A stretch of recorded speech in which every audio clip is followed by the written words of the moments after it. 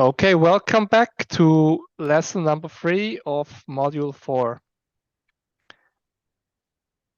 Lesson number 3 talks about the living situation and home ownership over the life cycle. So we go back to the life cycle theory, but now applied to how do people live and how do people invest into real estate. So how does population aging affect the demand for real estate?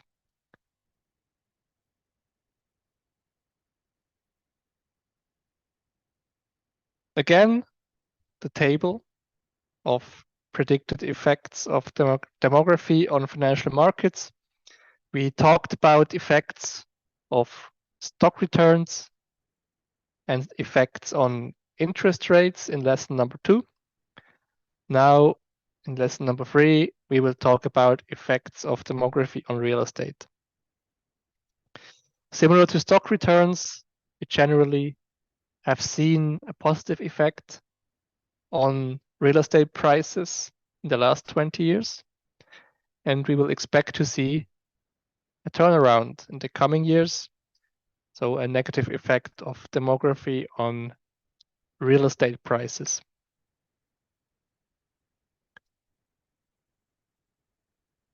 Housing needs change over the life cycle. I think this is obvious. I will go into more detail how, when, and why. But very generally, if housing needs to change over the life cycle, then demographic change will also lead to a change in housing demand.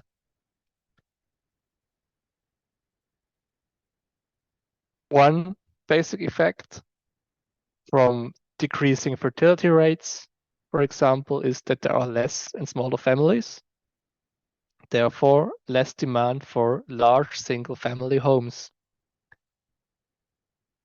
An effect of an aging population is that there are more couples and more single households, so for example, widows and widowers, and less families with children.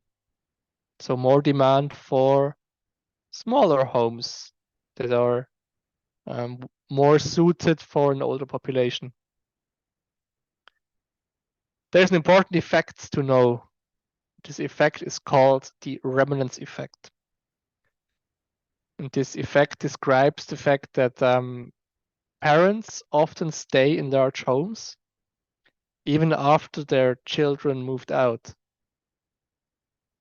So only because children move out does not mean that parents will also move to a smaller place, but many times they will stay in a very large home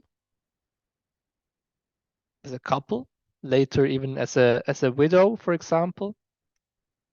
And they will only change residence very late in the life cycle. This is called the remnants effect and leads to an increase in living space per capita with age. The following slides, I will show you empirical evidence, mainly from Switzerland, also some numbers from Germany. This is all very new evidence that we generated in an ongoing research project for one Swiss canton. And yeah, this is all preliminary work, very new, very recent. And I think some very interesting graphs and data to underline the demographic effects on housing markets. I once again start with the life cycle. This time, the life cycle of living. In our childhood, in our youth, our housing needs are small. We usually live shared with our siblings, with our parents. Due to this shared living arrangement, we do not have a very large housing need personally. Then once we get into the age of family foundation, around ages 25 to 44, our housing needs start increasing. We start demanding our own large home. to accommodate the whole family. Then the housing needs remain on a high level, even increase due to the remnants effect. We do not move out once children are leaving, ages 45 to 64.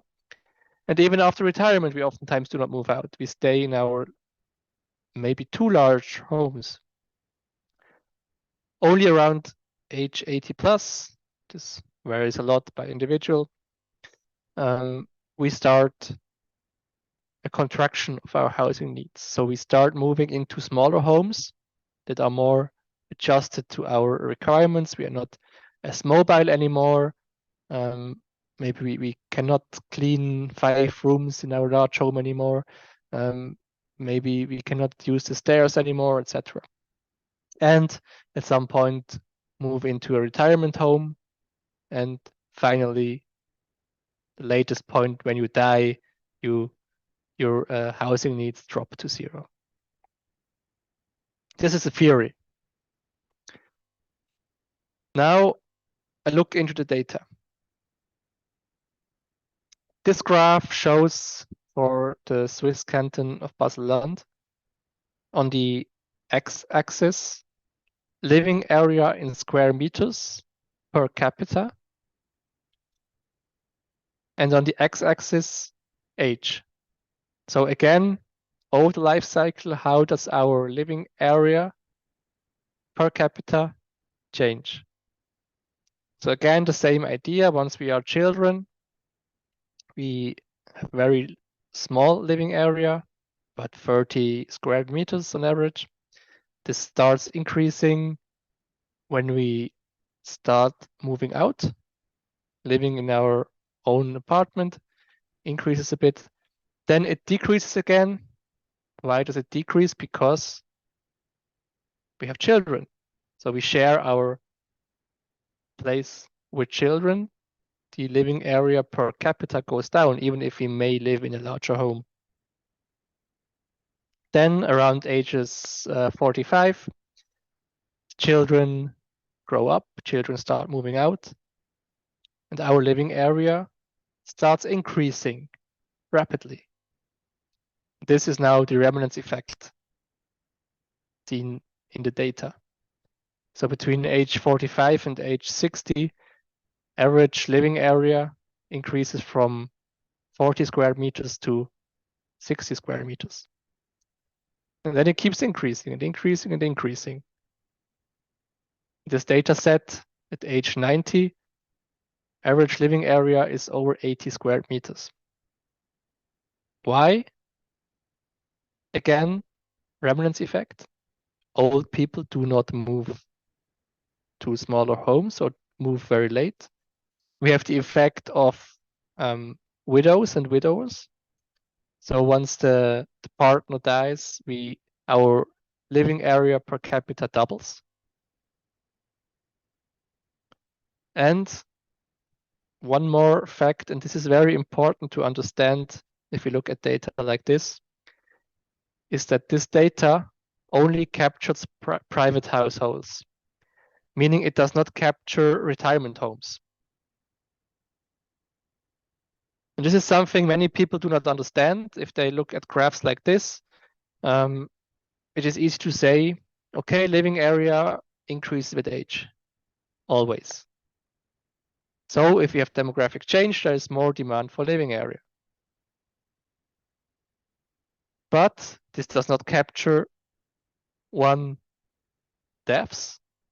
It does not capture transfers to retirement homes. And particularly if there are many individuals in a high age group, this is a lot of living area that suddenly becomes available. If baby boomers at some point start dying, moving to retirement homes, a lot of space suddenly becomes available.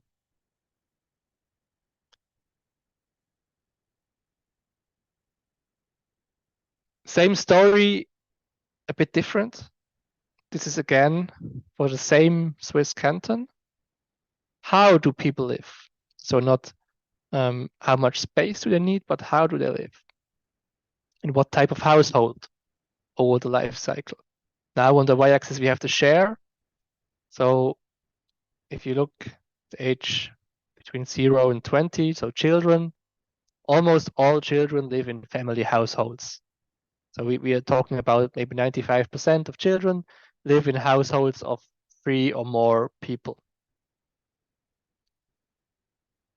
Then this share drops rapidly around age 18 to 20 here in Switzerland, drops rapidly to below 40%.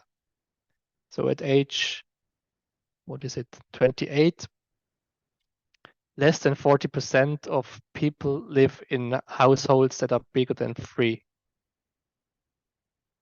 The dominant type of household now is a couple household, with also a significant share of single households. So people moving out, youngsters moving out, starting their own households, maybe first alone, then with a partner. This period is very brief, however. Around age 30, the share of family households increases again. So this is when you start founding your own family. With age 40, over 70% of households are family households again, with below 20% share of single and couple households. You can also observe, starting around age 50, the share of family households decreasing again. This is again the children moving out. And we can rapidly see the increase of couple households, so parents now living together without children. This is particularly prevalent between ages 60 to 75. If a very large share of households are couple households. At some point around 70, 75, we see an increase in single households. And starting around age 85, the majority of households are single households. And this is, of course, for one, separations, but mainly also deaths of partners, leading to widows and widowers. Now, this is very important to understand.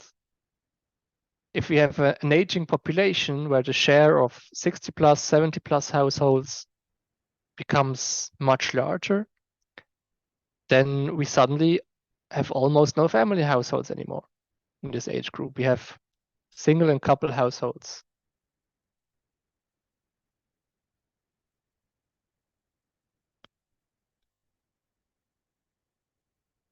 Different aspect of this is who actually moves. So this graph is a bit more complex. What is depicted again on the x-axis is age, and on the y-axis we can see the moves, so change in residence as a share of the population. And we can see the bars going up in orange are changed to a larger home, and the blue bars going down are changes to a smaller home. So who moves into a larger home, who moves into a smaller home. And then the black line is the net. So at what point, at what age are more people moving into larger homes? At what age are more people moving into smaller homes? This is important to understand if one wants to anticipate changes on real estate markets. If we understand this and we know at age 57, more people move into smaller homes than larger homes, we can anticipate that the demand for smaller homes will increase. And this is exactly what we can see here. The key age is 57, where more people move into smaller homes than larger homes. We have another point where this is true, which is between ages 20 to 30. This is, of course, people moving from their family homes to their first own household. This is generally a move into a smaller home. And then founding your own family is a move into a much larger home.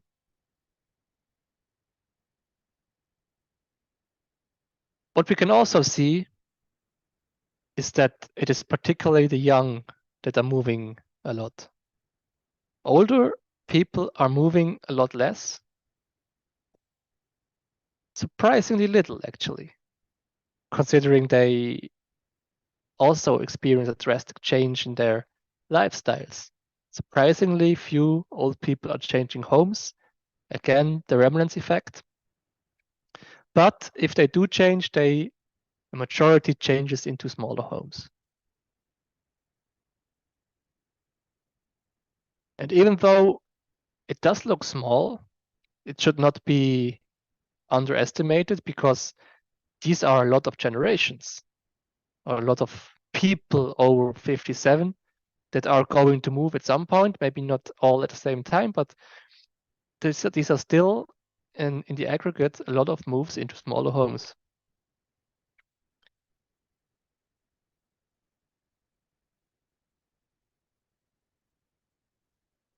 This graph is now looking at home ownership. So again, on the x-axis age, on the y-axis, transactions of private individuals. So who buys real estate and who sells real estate? At which age do I buy my home? At which age do I sell my home? Again, in blue upwards are buyers, and orange downwards are sellers. And again, in black line is the net line. So if the black line is above zero, we have more buyers than sellers at this age group. If the black line is below zero, we have more sellers than buyers at this age group. This is also very interesting. We can see again, age 57 is the key age. At age 57, I am more likely to sell a home than to buy a home. It's also interesting to see that the main buying age is around age 40. This is very late in Switzerland. This is because real estate prices are extremely high here. In other countries, these numbers are very different, much younger age. But still, patterns are the same. At some point, we stop buying homes and we start selling homes. Now, if demographic change happens, if population age, there will be more sellers than buyers at some point. So there is a lot of supply entering the market that will possibly not be absorbed by demand for real estate.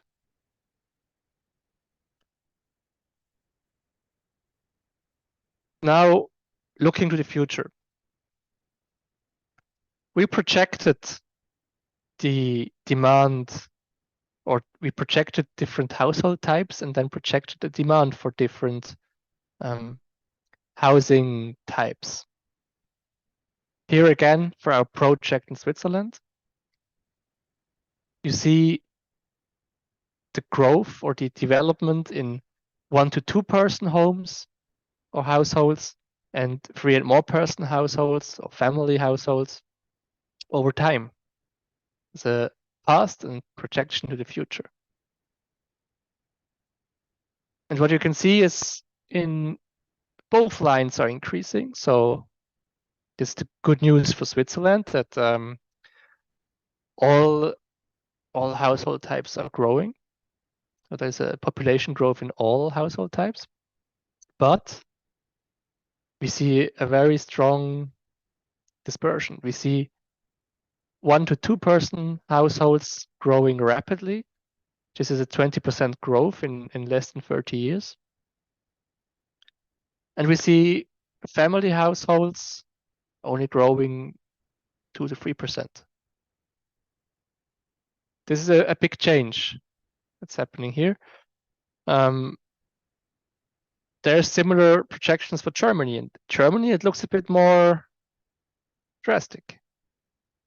This is the same methodology.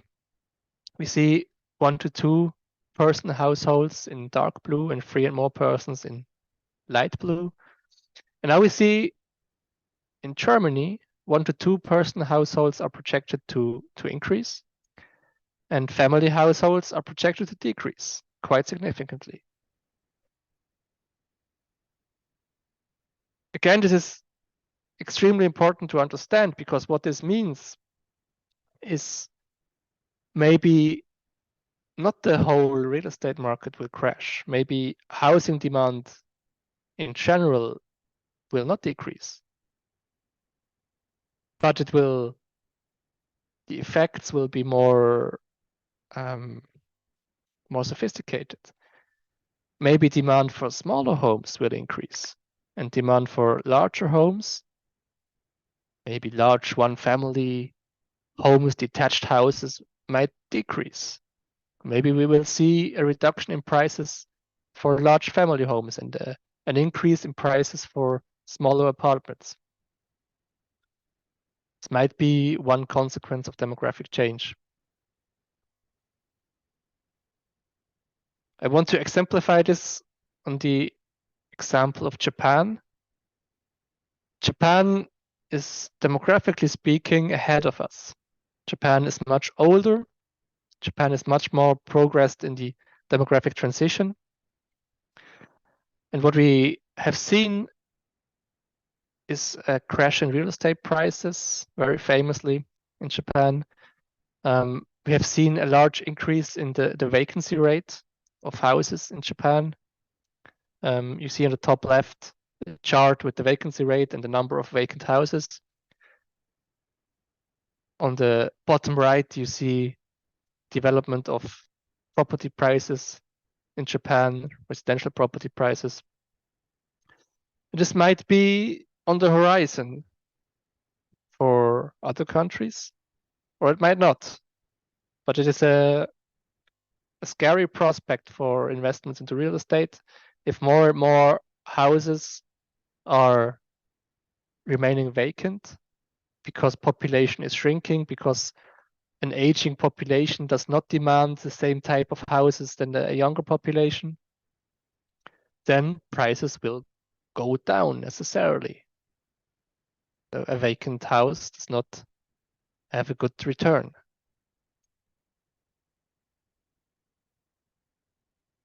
Japan has made a whole science of this. Japan has classified its communities into how old they are. They have different terms. For example, on the top you see if more than 50% or more than half the population is 55 or younger, then this is a state of a community in which social life can be maintained and passed on to the next generation. So this is a young, thriving community. If more than 50% of population is over 55, then it starts becoming difficult to secure the next generation. This is a situation that is already becoming true in many communities in Switzerland, especially rural communities, and also many communities in Germany and other European countries. Japan is more advanced. The next stage is where more than half the population is over 65.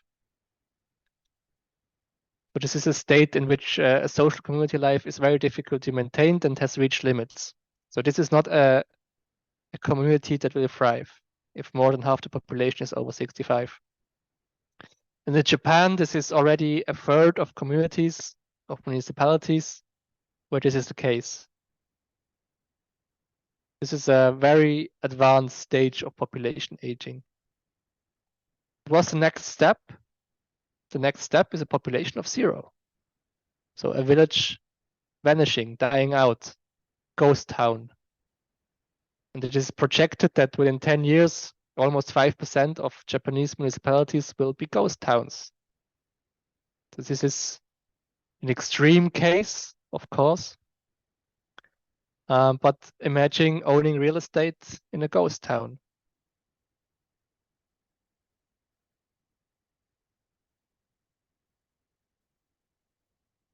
Summarizing this Sounds a bit scary now, but very generally, a shrinking society has a lower demand for real estate. So if a society is shrinking, we should expect falling real estate prices. But an aging society has a higher demand for smaller homes and a lower demand for large apartments and single family houses. So what we might see is not falling prices across the board, but heterogeneous price developments between different types of houses. What we also expect to see are strong regional disparities. So some regions aging much more than others. Maybe in some regions, ghost towns can become a reality also in Europe or the USA. But in other regions not. Maybe other regions will thrive.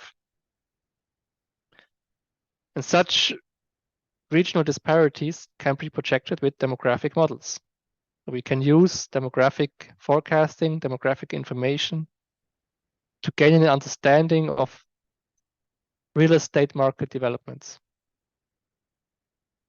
It's important to understand that eternally growing real estate prices are not really realistic. There's always a danger of bubbles.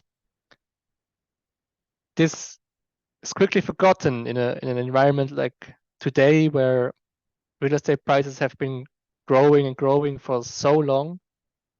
It's easy to forget that they can also decline. And it may be the case that demography will act as a catalyst for this decline or the bursting of the bubble. So it's important to understand the demographic risk. I think this is something that's true for many aspects of financial markets. There are many risk typologies, but demographic risk is not really discussed. And this is something I want to bring to your attention now. And I will go more into depth what I mean with demographic risk and how to quantify demographic risk in the final lesson of this module, lesson 4. I thank you for your attention and see you very soon for the final lesson.